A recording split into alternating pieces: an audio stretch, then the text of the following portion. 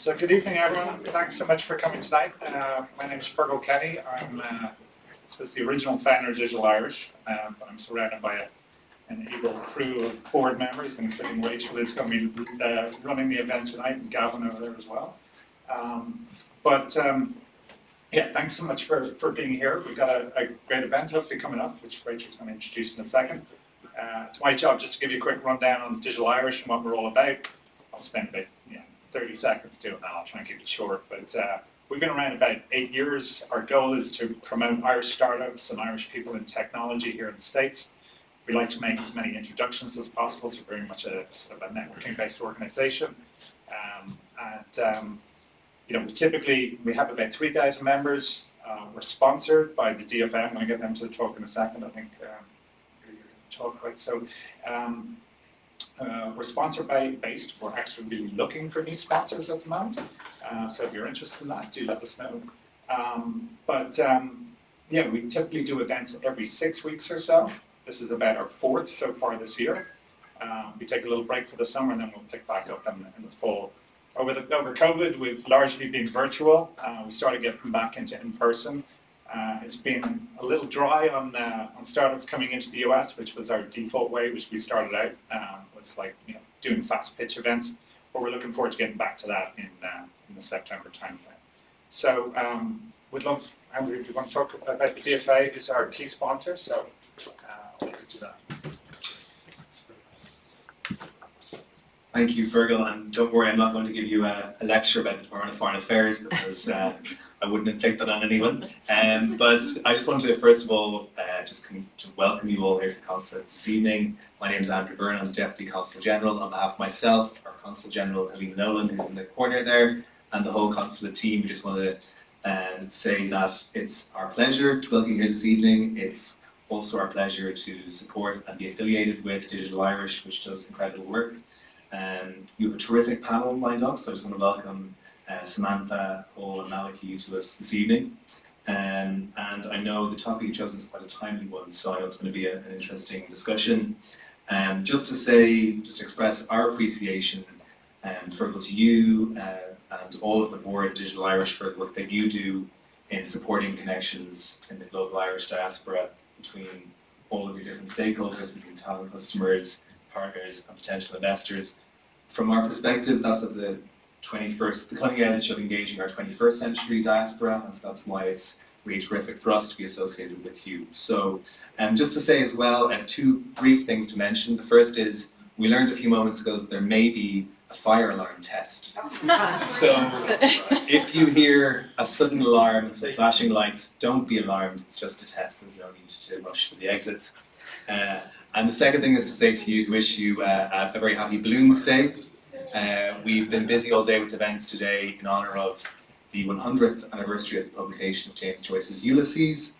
We were in Philadelphia this morning doing readings, and I think that's another example for us, I think, of the importance, as our President said in his remarks to the opening of the exhibit on Ulysses in the Morgan Library at the moment. He said that cultural space guarantees creative, independent and inclusive free thought which underpins our democracies. So I think that's a sort of a tie-in to the discussion we're going to have today about disinformation and the health of our democracies. So with that, just to say welcome to all of you, to the panellists, and looking forward to a great event. Great, thanks so much.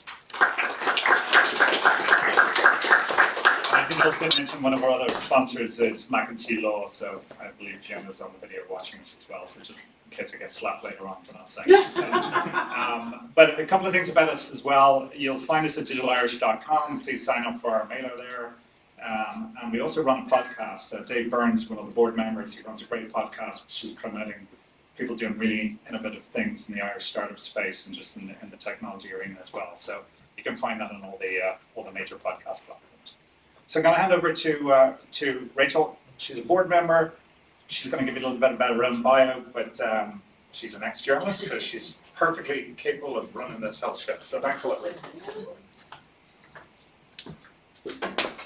Andrew, you saw about 4 of my first few points about Balloons Day and everything, but you've already talked about it. Just to say thanks for everybody for coming on this Balloons Day, because I know there's so many events happening in the city for it. But we have our own Irish storytellers here tonight to talk about the battle against misinformation, disinformation. I was just talking to Helena, and I think this is a very good point to kind of kick it off with, to say that, you know, what is the difference between misinformation and disinformation? Because it does get very confusing. You know, misinformation is you probably have someone in your WhatsApp group, some friend or family member on Facebook, and they're posting a link that's absolutely not true, but they believe that it's true, and they're innocently, I would say, spreading this misinformation. And then disinformation is which you'll get from, you know, a lot of fake news sites, or sometimes, unfortunately, governments, where they are deliberately spreading lies and fake news. So just want to start with that. But yes, I want to properly introduce the panel. So excited to have them here. So we have Sam Barry, who is Glamour's Global Editorial Director, and we actually work together. Sam took Glamour to digital first, and since then has had record-breaking traffic numbers, which I can attest to, and global expansion. And she formerly was Global Head of Social Media at CNN. We have Paul Quigley, absolutely no relation, CEO and co-founder of Newswhip. Newswhip is a technology that monitors and predicts social media engagement in real time, and it's used by thousands of journalists every day. And social media is going to be a big topic today. And then Malachy, Browne, Pulitzer Prize winning senior story producer with the visual investigations team at the New York Times. This year alone, his reporting is focused on the war in Ukraine, and he produced Day of Rage, a documentary on the Capitol riot, which of course we will also talk about today. So I'm going to say my wee spiel and then really just leave it up to them, because they're the experts. But I wanted to say, in March 2017, myself and Sam Barry and Anya Kerr, who was at Facebook at the time, and a woman called Dakota Flournoy from Storyful were in this very room for a Digital Irish panel. I was not on the board at the time, talking about the rise of fake news in social media. We discussed, you know, what were the factors at play, and how important it is to ensure the integrity of news stories and newsrooms. And here we are, 5 years later, still talking about it. Seems like nothing has changed. Has it got worse? And then Reuters just released their digital news report for 2022. I think it was last week maybe, and saying that trust in the news globally has dropped to 42%. In the US, it's 26%. So yeah, it's a lot. So, and actually in France, I think it's 29%, which I was also surprised about. So we have governments and all around the world using disinformation and social media to achieve political and sometimes military gains. We have fake news sites springing up left, right, and centre, using legitimate journalists' names and credentials to try to pretend that, you know, they're real news sites. So, saying that, oh wait, sorry, I have one more point. In April, former President Barack Obama, in a speech at Stanford, said that one of the biggest reasons for democracy's weakening is the profound change in how we communicate and consume information. So, Paul, I'm going to start with you. Okay. How much do you think has changed over the last 5 years, and where do we go from here exactly? That's a great question. That's what you say when you're posing to think. Yeah, to think, yeah. I do that. I don't think it's on, but I can project if it's not. Should be good. It's great. It's on. Okay. Is it? Can you hear? I'll try this one. With market tech, we swear. So, yeah, go back to March 2017. That's a good place to go back to, because Trump's just been elected. Until then, the platforms took a very hands-off approach. If something was going viral, it was going viral. There was no meaningful intervention, right? And polarization is on the rise. You have Trump weaponizing in a big way, you know, dissatisfaction of people and the willingness to believe what he's saying, and you know the results of the 2016 election. And at first, after that, Facebook's response was a bit underwhelming, I think it's fair to say. But after that, they started investing in a big way in content moderation and started punishing the all-out fake news sites. So you can, looking at our data for 2016, about 40% of the top 200 most shared news articles about Clinton or Trump were basically either fake or like so misleading as to be effectively fake. like really polarizing nonsense stuff. There was a famous Hillary, or the CIA investigator with Hillary's emails died in a fire in his house, which was just completely made up on a non-existent news site. A guy called Justin Kohler started. What Justin had discovered is people want to believe all kinds of crazy things, and if you create a fake news site, put ads on it, and then kind of seed those stories into Facebook groups with people who want to believe crazy things, they will share the crazy things, and you can make a lot of money selling ads. Some teenagers in Moldova also discovered that in 2016, so there's a whole lot of crazy stuff getting produced. Now, Facebook has clamped down a lot on that. There's a bit of a whack-a-mole, but generally speaking, the all-out whiz-bang lies have declined a lot, to the extent that there might be 1 in 1,000 stories seen by people online now would be an actual fake thing. But polarization hasn't slowed down. The trust in media keeps going down. So you've got a thing where I think the all-out fake levels of fake news have gone down. But people are now opting into weird filter bubbles and sub-realities where they're picking and choosing a few things that are facts but turning them into a kind of fake story. And that's much harder to control, right? Because people are kind of making their own little worlds through their filters, who they follow on social media. So I think the problem has shifted from the kind of really fake QAnon crazy stuff, which is still there, but is really hammered by the platforms, towards people just opting into their own reality bubbles and piecing something together out of little bits of truth that make up a distorted picture of reality. So I'd say that's how it's changing. Right. Now, there have been, thankfully, finally, some measures put in place to combat this spread of fake news. And actually, breaking news just today, I was just telling Malachy, I was like, thank God I Googled it, had a busy day at work, did a quick Google before I got here, and just today in the EU, officials announced a new anti-disinformation code to crack down on fake accounts and make sure that no one should profit from spreading fake news, which, or propaganda, which is exactly what we need. And also today in the US, the Biden administration, sorry, this literally just happened today, so I'm reading it. The Biden administration created a new internet policy task force which protects political figures and journalists from disinformation and abuse. Aside from that, we also have the EU proposed the Digital Service Act, which, if passed, has not been passed yet. They proposed this in April. It'll be a groundbreaking law on internet safety and platform accountability. So it'll hold platforms like Facebook, Google, accountable for their role in spreading this misinformation, disinformation. And then in the US, we had the Disinformation Governance Board, which was suspended after 3 weeks over outrage over censorship. I can't remember her name now, the woman who was supposed to lead it was getting all kinds of online attacks, and they were like, okay, we have to suspend this. So anyone who wants to answer me, maybe not Paul, because you already chatted there. Are these measures enough, and do you think that it is enough to hold big tech accountable? I think especially with the Disinformation Governance Board, it's sad, but actually hilarious that it was suspended after 3 weeks. I know today I said Biden has tried a new thing, but do you think it's going to be enough? I don't cover disinformation, so I don't know, and I didn't read the news today because we have projects about tomorrow. But yeah, busy. But it's interesting protecting politicians and journalists against disinformation, because I think another thing that has changed from 2017 until now is the realization by some politicians that they can leverage the platforms in the same way that a teenager in a basement in Moldova was doing 5 years ago.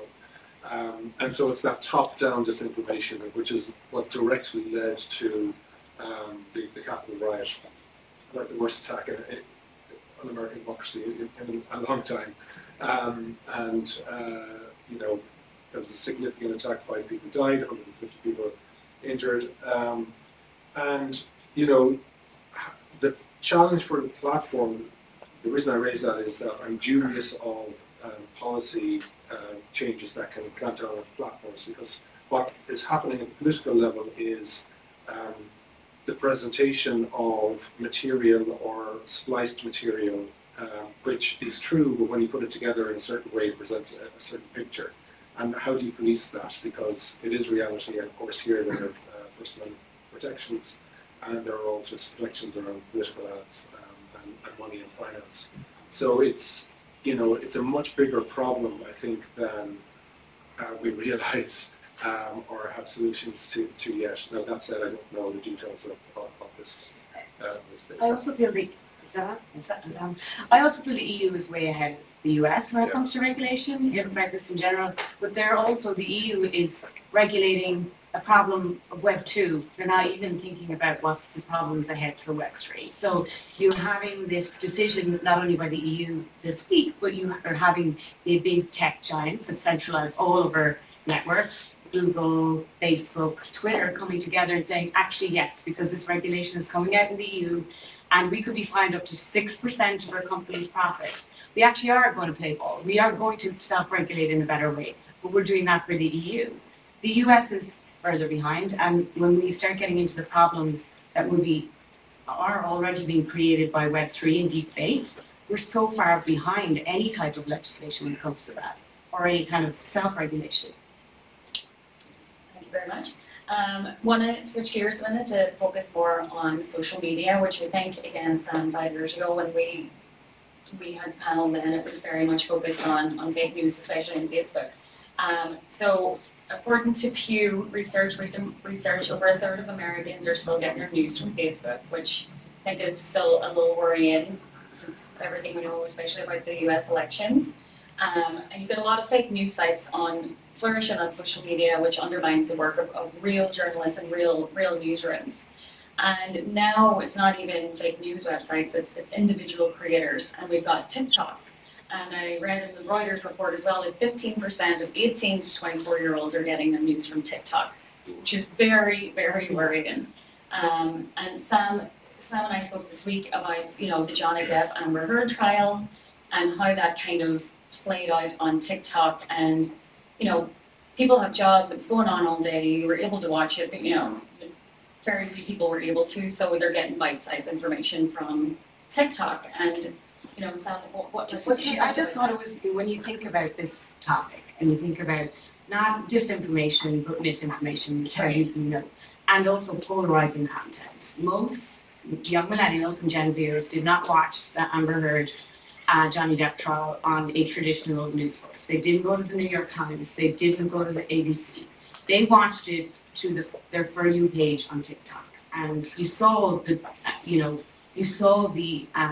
difference of the Justice for Johnny hashtag being used, I think, billions of times on TikTok versus, I think, the one that was pro Amber Heard a couple of million times. That trial was really interesting for somebody that works in news and information to watch play out on this newer platform for a lot of us, and how, while it doesn't fall into this, what we imagined fake news was 5 years ago, which is these Russian, farms and people trying to monetize and make money, it became this really polarizing take on a legislative process in the US around free speech. And it was just interesting because I guarantee most people got that news on TikTok, and it wasn't regulated. It didn't meet editorial standards.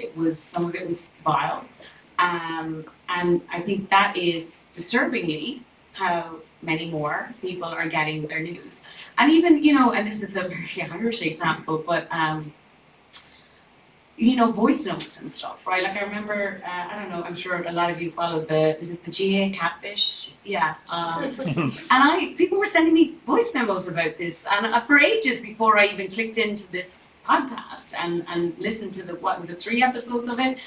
And a lot of the voice notes were just commentary from regular people that was being sent around on WhatsApp. That doesn't fall into fake news for me, but that is a massive growing problem in the world of misinformation and perception, and moving away from, news literacy as a population, and fact checking, and coding up news stories. So I think it's interesting to see how news stories are playing out in the social world.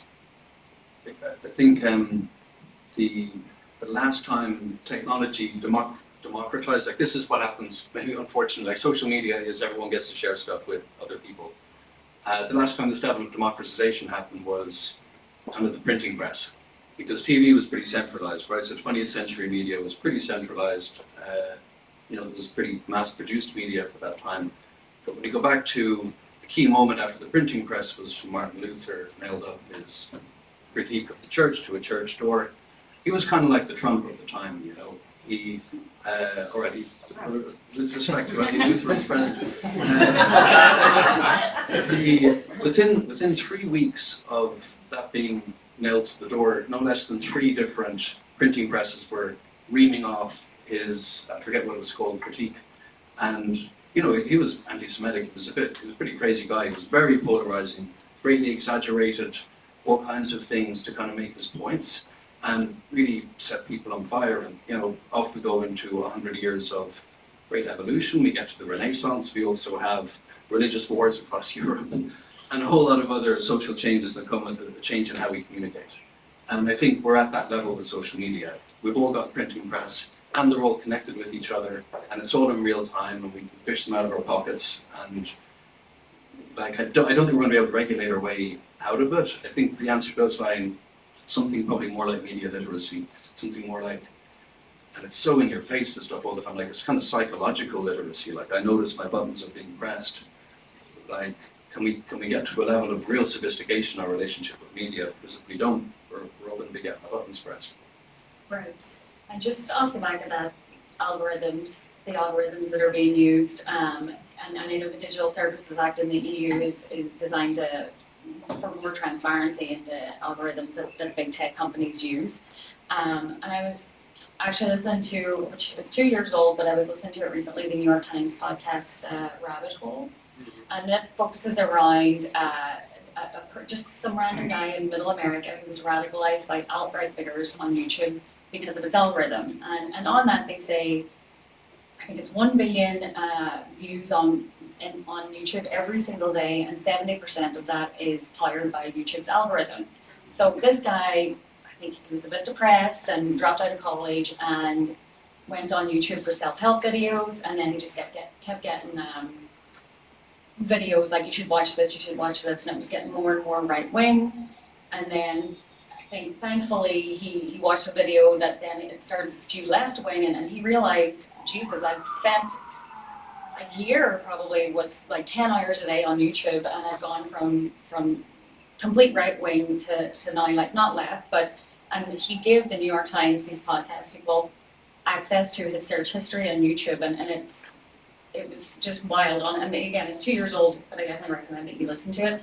And I think, 2 years ago, but I'm like, do you think that YouTube has taken serious? They did talk to someone from YouTube about it, but do you think that they've actually taken serious action to kind of combat that algorithm? Because YouTube, they want to increase watch time, and that's, again, to send you down that rabbit hole. They're not trying to show both sides of an event, and they really at that time were not very good at saying, well, this is actually fake news. We're gonna tell people that it's not right. They have done some things since then, like Alex Jones has been kicked off. But do you think it's enough? Do you think that YouTube are taking it seriously? I just feel like the algorithms are getting scarier. Like, I am on TikTok as a total lurker. I do not comment on anything. I don't like anything. The TikToks For You page knows I really like cheese. It knows the high beauty. It tells me to stop scrolling after how many hours. When the guy pops up and he's like, stop scrolling, you gotta go to sleep. And I'm like, fuck you. But it's a scarier algorithm, I think, than even YouTube. Like, it's just, and it's what Paul talked about, it's just, we're constantly in this self-fulfilling prophecy of seeking out what we'd like, and the algorithms are getting smarter. So, TikTok's algorithm, I don't have to even engage in content. By the amount of seconds I stay on something on my For You page, it tells them what I like. It tells them what I like, and it feeds it the beast over and over again. I don't know. I don't spend enough time on the platforms myself. Not on YouTube, because you're the one that's pumping out real videos and real documentaries, real facts. Tell us about the stuff called news. Yeah, news. You should see the comments on our YouTube videos. But I mean, this is the thing, like, I know at Conde, they're very like, oh, we only care about YouTube views and YouTube videos, which is hard for me. I manage a social media team and we want social media videos that, again, they're, you know, harmless. Because YouTube is the best to monetize. And that's the thing, is like companies are trying to make money and driving those videos. Speaking about videos, and you know, as the title of the event suggests, Paul and I were talking a while ago about deepfakes and how sophisticated technology is, and AI. It's so hard to watch a video and be like, is this real or is it not? And Sam and I were talking today about how videos and deepfakes technology is being weaponized against women. When you think about I think when you think about, you think about deepfakes and you think like the Tom Cruise one that Right. Paris Hilton made today, or you think about the Nancy Pelosi doctored video, right? But the vast majority of victims of deepfakes are women, and they're just regular women, and it's the most nefarious, non-consensual deepfake pornography that is being put on the internet, and there is no real legislation for them to fight that, right? 46 states in the US have revenge porn legislation, right? So you can fight revenge porn, but only 2 states, Virginia and California, have any that tackle AI or, you know, fake imagery. The UK has pretty good legislation again against revenge porn, but none of it is in relation to AI. So if you were a woman and you were the victim of a deep fake pornography kind of post, you have very little any protection. And when we talk about the EU legislation, it feels a little bit like they're legislating about things that we should have been legislating and regulating 5 years ago, and there's no forward-thinking regulation when it comes to deepfakes. It's terrifying, guys. Like it's reputation ruining. And it's regular women that are the victim of it. Yeah, and we were just saying as well, like by the time that the seed is sown and someone comes out and says, well, that was actually not true, it was fake, the damage has been done. And there's some people who always want to believe it was real, right? There's always some percentage, right? So there's got to be some, that sounds like a huge blind spot. And the regulators haven't done a good job of keeping up with the blind spots, as we can see with everything else happening so quickly with the new world here. So, that's... You'd imagine that you'd be able to detect the deepfakes. Yes. You can't. It's getting the technology. It's like I think about deepfakes a few years ago, and they're so obvious, but now it's getting harder and harder. Well, anytime we get a video inside that we are dubious about or we're relying on, we would send it to academics or software that they'll run it through and they'll detect manipulation and pixelation on the audio or whatever. And they can go back to us very quickly and say, well, that's the original, that's not the original. Platforms could be forced to do that, right? Yeah. Remember in the which is here somewhere, but in the early days of Storyful, one of the things that we noticed, and it was because the music industry compelled YouTube as a main distributor in the early days of music videos, was copyright infringement. And they could do that with audio, and they could, because they were going to face legal lawsuits if they didn't do it, they put their engineers on the task to identify any scraping and reposting of videos or music videos. So if the impetus is there, it can be done. Right. And a big price tag if you don't take those things down, maybe is the Malachy, you don't lose. I do want to switch gears and talk about the events that led to the insurrection at the Capitol on January 6th. Obviously, it's very topical. The hearings are happening right now. This stemmed, I'm sure everybody knows, from Trump refusing to accept that he got beat in the election, even though the Attorney General found no evidence of widespread voter fraud. Twitter had a huge role to play in that. Malachy, I know you've done some work in this. What do you as well as social media and especially Twitter? What about other news organizations? How do you think their portrayal of it was obviously a crazy day. We all watched it unfold live, and this? Like, is this actually happening? And reports coming out were very, very, what's your, tell, I mean, again, you've done this document, tell us, I would die to hear about, like, your view on it and the role that social media did play and other, like, I'll just say it, Fox News. Yeah, I mean, Fox, even after Roger Ailes died and through the Trump presidency, went even more into trying to trigger people in the same way that social media does, and you know, tell you what you should feel about things, and not report impartially. And then there are other networks that do it very similarly on the other side of the spectrum here in the States, in my opinion. I mean, again, that's that example, and a classic example of the top-down political disinformation that, you know, has happened through the ages, by the way, and not just in politics. Like, if you think about, like, you know, the church's teachings, you know, about the role of women, or you know, gay people, or sex outside marriage, or you name it, contraception, and the damage that inflicted on society through a structure.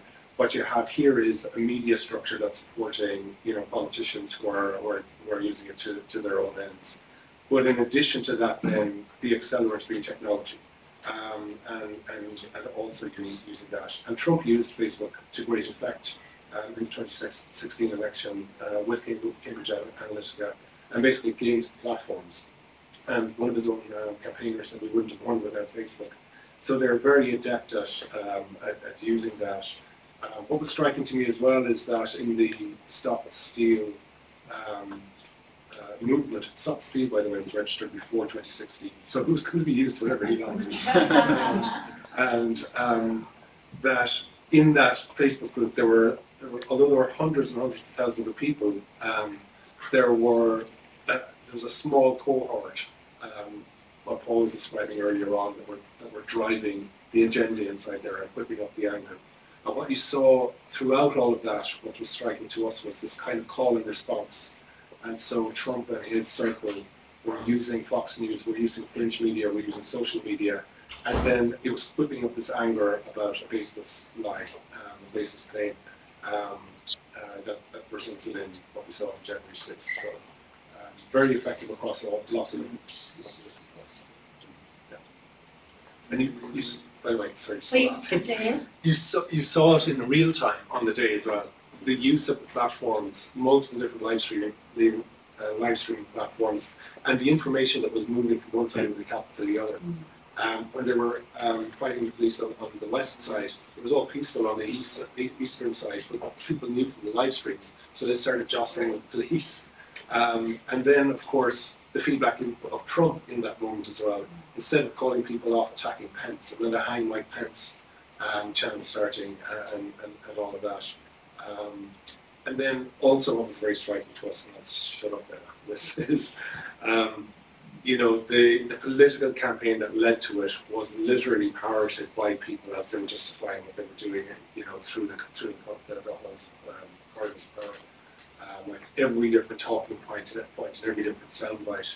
So it was really effective as a virus that infected people to do what they did and feel that they were exercising some patriotic duty. Malachy, you've just really sent me up on our next point. Talking about viruses. We could not talk about fake news if we didn't talk about COVID. I think since the start of COVID, there was just so much fake news around it, talking about where it came from, how it started, all the stuff about China. It was 5G, cell towers, people were burning down cell towers, and then drinking bleach would make you not get COVID, and all the, I think especially the misinformation about the vaccines, which literally costs people their lives. And again, I think that speech that Obama gave at Stanford in April, he said, you know, 1 in 5 Americans did not get the vaccine because of something that they read, some kind of misinformation, and like people died. A lot of people died because of this. And you know, again, going back to like battle against misinformation at home, I'm sure we all know someone, either from friends here, home, wherever you're from, who has some kind of view about like, oh God, no, it's can't get the vaccination because it's Bill Gates is putting a chip in everybody, or I've heard so many wild theories, and it's. I read an article as well saying that people are very reluctant to even say to their friend and family groups that that's actually wrong, and me included. I just don't want to get into it because I think people make up their mind and that's the end of it. But just interested to hear like all three of you, because I know I have to wrap up soon, views on, you know, COVID's still very much upon us as we're not over it yet, but you know, where do we even go from here when it's something as serious? And actually, again, read something in the New York Times, I think 2 weeks ago, about these doctors saying these like very sane parents coming in and saying not only were they not getting the COVID vaccine for their kids, they were not getting the usual vaccines that you get when you're a kid, because they're like, no, well now we know about the COVID vaccine, we don't want our kids to be vaccinated on anything. So it's very worrying. I think it's interesting as well. There is that, yes, the extreme version of misinformation around vaccines, but we did a lot at Glamour combating the kind of generalized misinformation. There was a lot around women fertility. It became really, like, it was something that we heard from our audience a lot, especially at the early days of the vaccine. Very, very sane, very considered.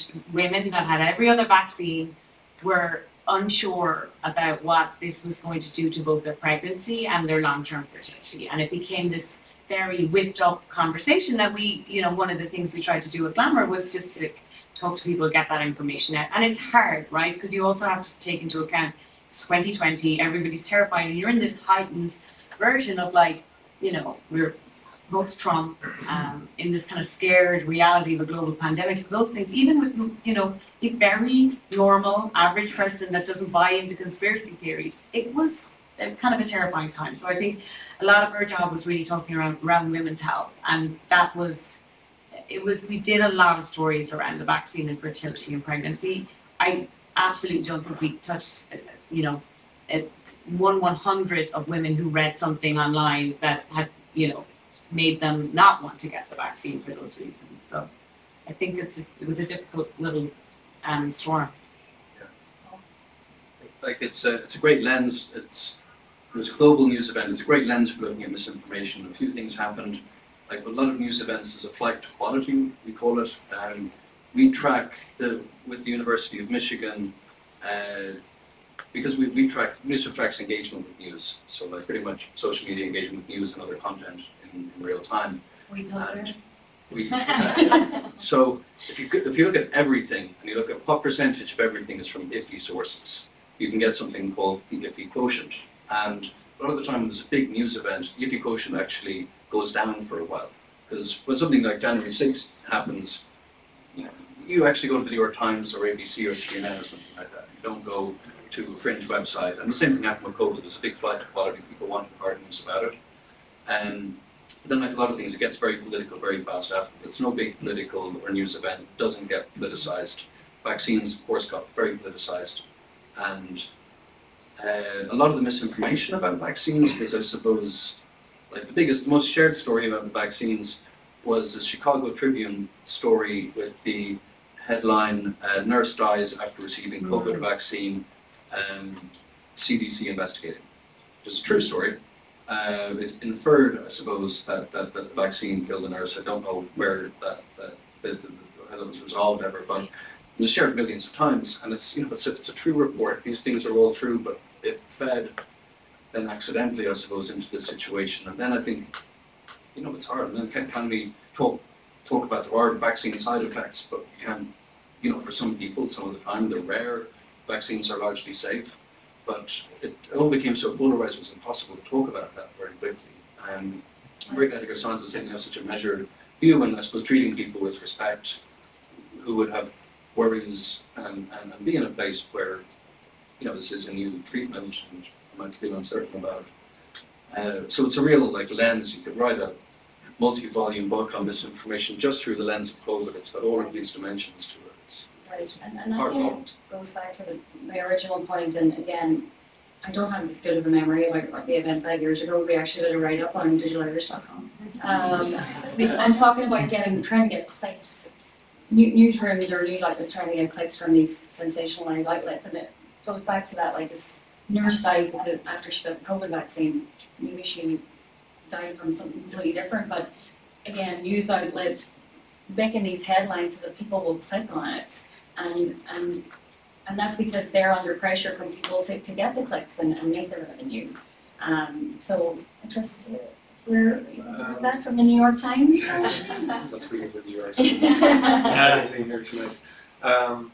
No, it was interesting to me. I was, my weekend media diet is listening to radio at home, and just the stark difference between the sort of the leadership at home and the consistent messaging across the board, and the following of data and science versus here. It's so stark, so different. I'm sure many other people found the same as well. And what you see then is just by not following the data and the abrogation of any responsibility on certain sides of the aisle here, is that when Omicron came through, I had no idea until recently. I assumed that it had a similar effect here, which was negligible, as it was in Ireland. There was a huge spike in deaths here, and 9 out of 10 of those were vaccinated people. And it was almost as large as the second wave. And so it quickly pushed that number of deaths up to 1 million people in the States, which is really shocking, But again, it's like, if you think back to Trump, Trump when he's asked about QAnon, I don't think he knows exactly what they are, but he knows that he's smart enough not to dismiss them in the moment, because that would validate them. And the same with the Proud Boys, not quite sure what they stand for, but he won't dismiss them, he'll embrace their supporters. And the same was true, I felt, with the science around COVID. I'm vaccinated, but you make your own mind up, or I'm not going to wear a mask, and that kind of stuff. And he's just really clever politically about hedging and not alienating any voter. I feel like we could talk about this all night, but conscious of time, and I do want to open it to the floor for some question and answer session. So just raise your hand if you've got a question about anything. Fergal, go ahead. I just want to ask Malachy, New York Times is obviously going to an extreme now to give you this sort of almost the investigative journalism behind the story, right? So, especially if you're following the Ukraine, right? It's 6 people were killed in cold blood, and now you're getting the GPS positioning, you're getting multiple angles on it. Is that working? Are people paying attention? And is anyone paying attention beyond New York Times readers? In that you can have impact when you break something that's on the moment of the news like that, or even 6 weeks after. We did a follow-up investigation and we're going back there again. But you can, but not in Russia. Because they took our clinical breakdown, and here's documentary evidence that debunks Russia's story. And they just put a big fake red stamp on it and broadcast it on national television there. And so they'll spin it in whatever way. And so for that audience, it breaks through in some ways.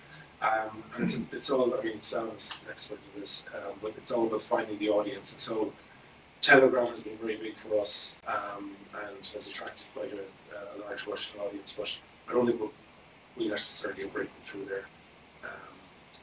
And I was more sort of asking, even within the US, right? Yeah. The standard that you're setting, is it being picked up by the right media outlets, the right-wing media outlets? I think that certain people who have now embraced, a pro-Russian agenda as part of the Republican agenda will ignore that, and so will not present that, or it's not high on their priority. And so again, it just depends entirely. Like Tucker Carlson is never going to go near that, because it's not something that he presents with his worldview, and he's trying to politicize Ukraine in a pro-Republican way. This has been my street. I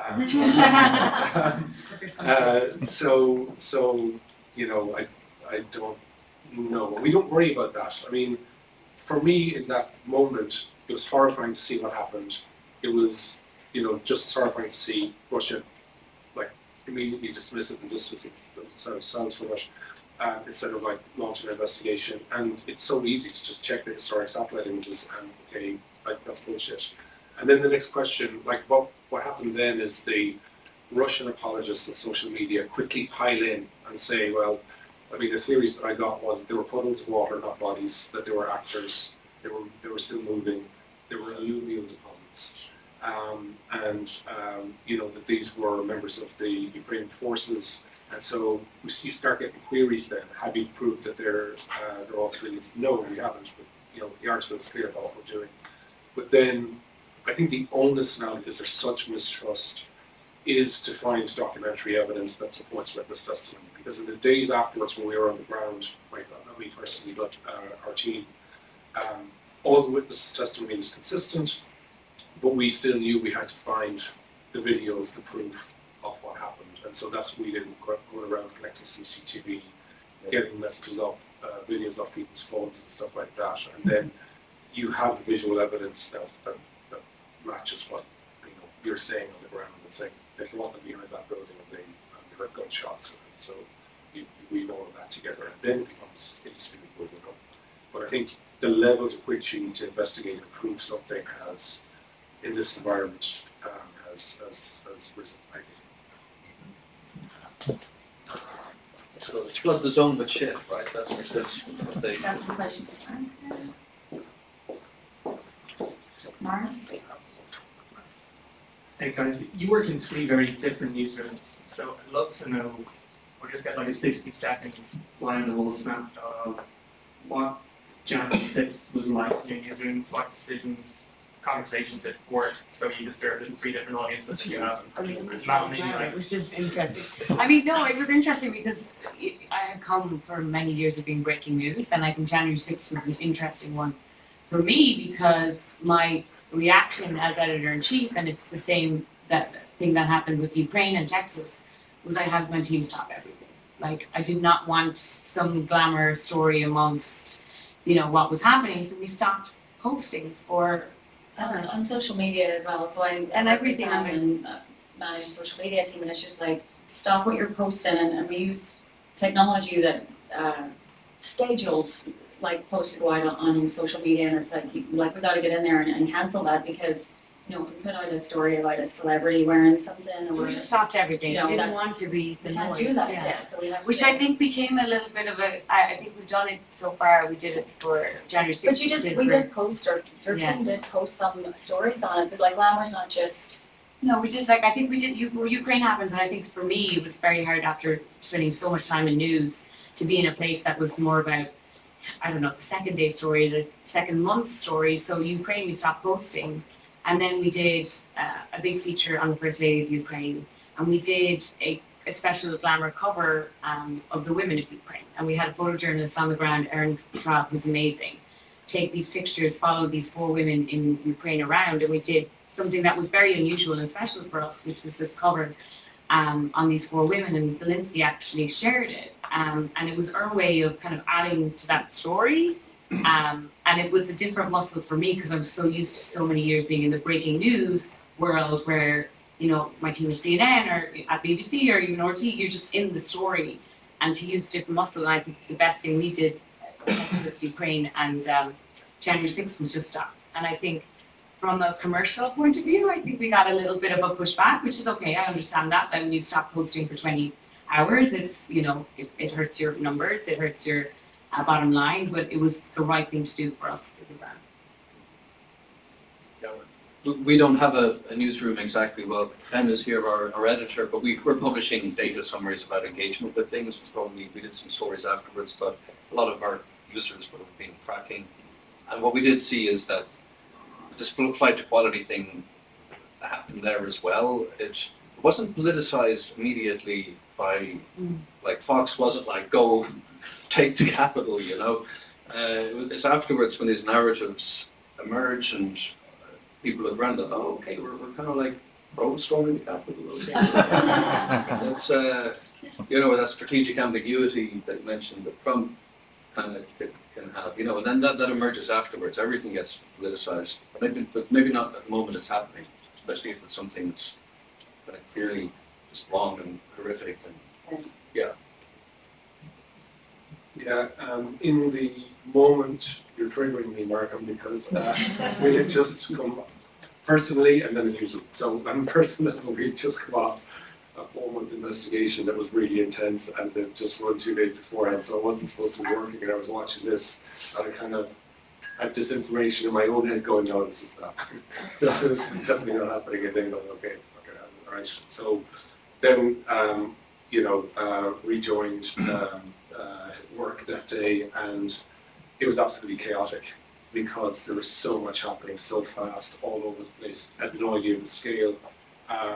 Somebody was shot, people that had reportedly died on the street.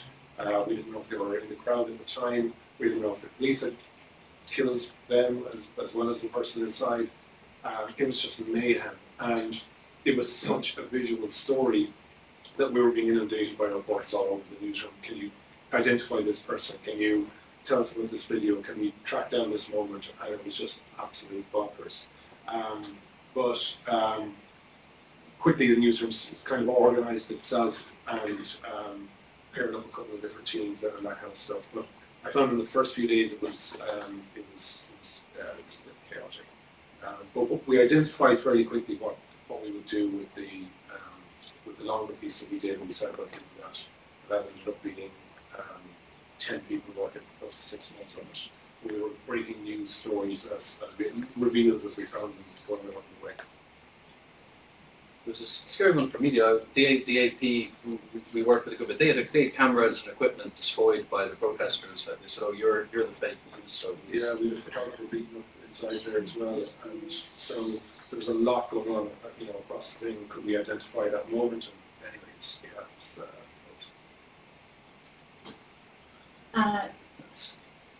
don't know who you are, glasses. Just here, you have this hand up, the white beige jacket. Morris, no, we've heard enough from you.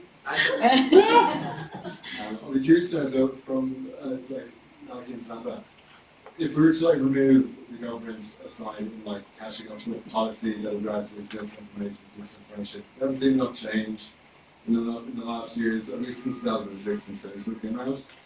I'm curious to know what you've seen at both your publishing houses on just the type of content that you're outputting. And Samantha, I've been looking at your commentary here, and I really liked it around just news literacy and integrity in the news, particularly around WhatsApp notes that are going around. So just curious to know, what role are you finding Glamour, what role are you finding New York Times playing in either educating the audiences, knowing that whether news and misinformation is going to come either way? Is it just a question of explaining how to dissect a story, how to quality check a story yourself as an individual, or are you pushing people to longer form content, actual fact checks? Because your email is attached to something that's short form, snackable, that gets clicks, and you keen to hear your take. I feel like I think it's a different landscape than it was maybe even 5, 6, 7, 8 years ago, where it was all about scale. It's now, I think, publishers, yes, scale is great and it's important, but your most valued audience is a loyal one, and it's somebody that comes back to you over and over again. So commerce is a massive part of Glamour's business, but you're much more likely to buy something through Glamour if you're coming back for 4 stories a month than you are if you're just coming in on a quick hit reading a paragraph even, right? That's just the reality of it. And I think publishers are understanding the New York Times have done such a phenomenal job with subscriptions, and that's loyalty. And loyalty only comes from quality storytelling. And I think there is a little bit of a change of that. One of the metrics that Rachel and I talk about is really loyal users, right? Because they're the most valuable audience that you have.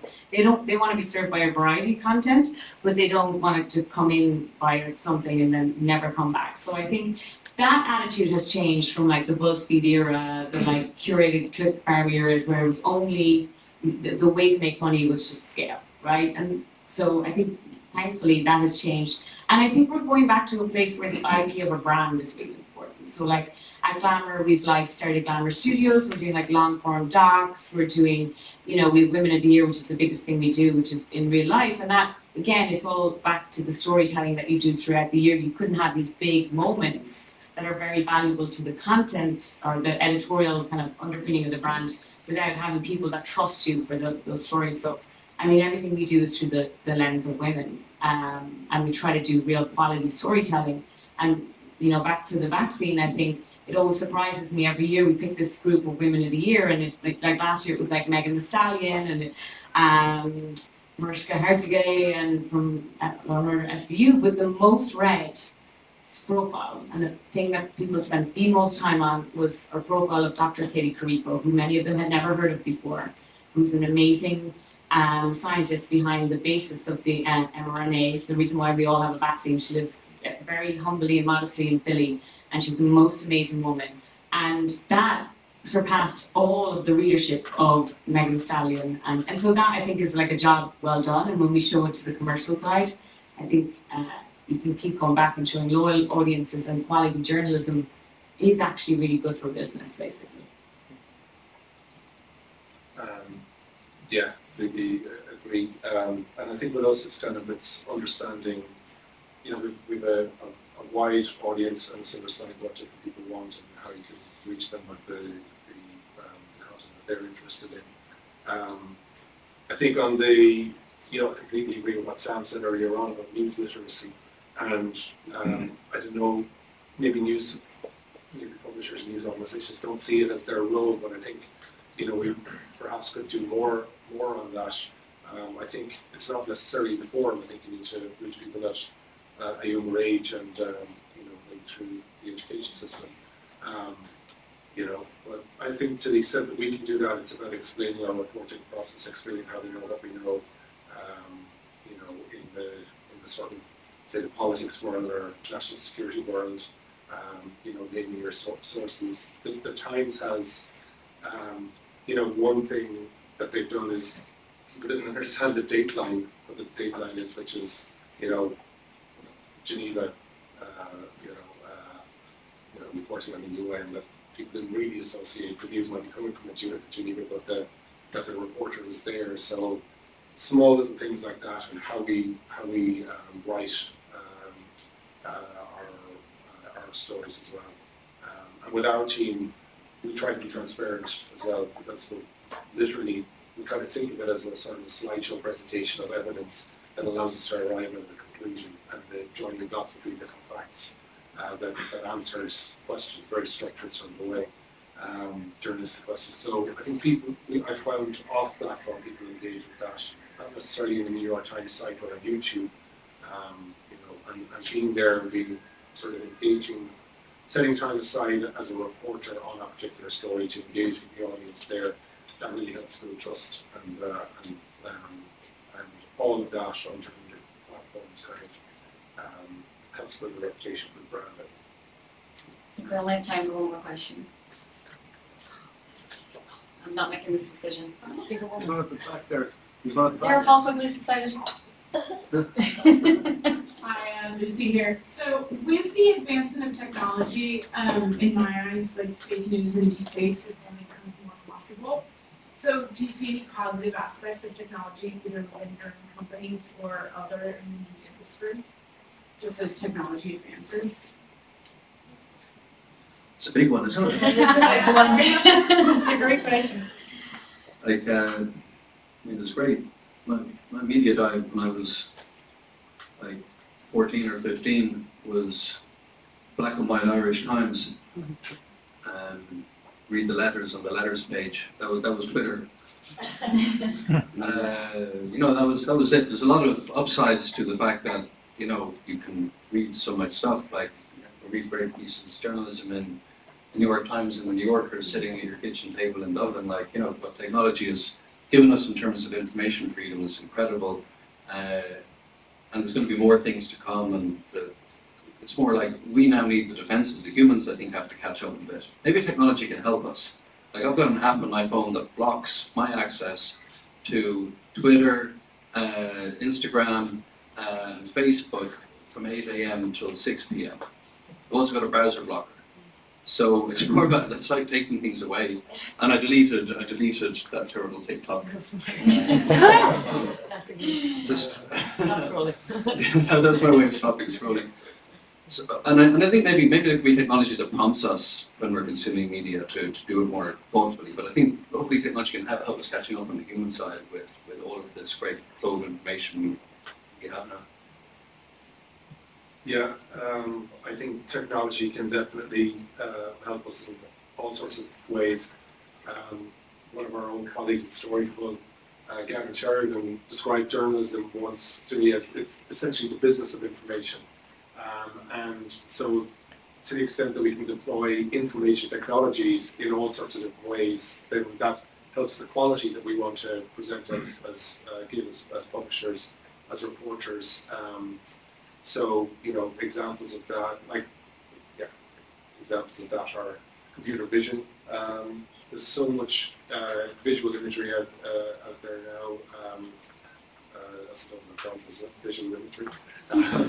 But you know, the amount of satellite imagery that's out there at the moment, and you can collect that at scale and detect changes. You can look for ships, you can look for planes, you can deploy that sort of stuff. You can scrape flight trackers and ship tracking websites if you're looking for them. One of our team was tracking illicit oil transfers and tankers that were turning off their transponders, and through a cloudy satellite imagery was able to find that tanker and then, you know, unravel the network of smugglers around that kind of stuff. So I think, you know, using that kind of stuff, I was interviewing somebody recently who's very good at artificial intelligence, and there was, it was some text around abortion rights that was being applied in different ways in different states all of a sudden. Maybe it wasn't abortion. So yes, it has to be settled. But anyway, what they were able to do was write a sort of AI algorithm that detected the differences state by state by state, and they had something that was going to take, you know, days to report, done in hours algorithmically. You know, you need to insert the reporter in there to fact check that. But it's kind of an example of the power of using technology to collect information and to analyze information and to give you sort of tips and leads. That kind of stuff. There's a guy sitting beside me today at work, and we're not having much luck interviewing Russian soldiers who are still alive, as you might expect. But we are trying to identify Russian soldiers who have died in certain places, and we're even notices that are posted on social media, and so we're scraping websites to find those because maybe their families will talk to us. So that's another deployment that will take, you know, weeks if we were to go about it ourselves manually, but he's there like, you know, documenting. Last words. I mean, I'm going to come up with a Spider-Man quote with great responsibility. Great power comes great responsibility. So I think technology is great, but there's a lot of responsibility on the individual, on the organisations, and on governments to make sure it's more good than that. Yeah. Thank you so much. A round of applause for Thank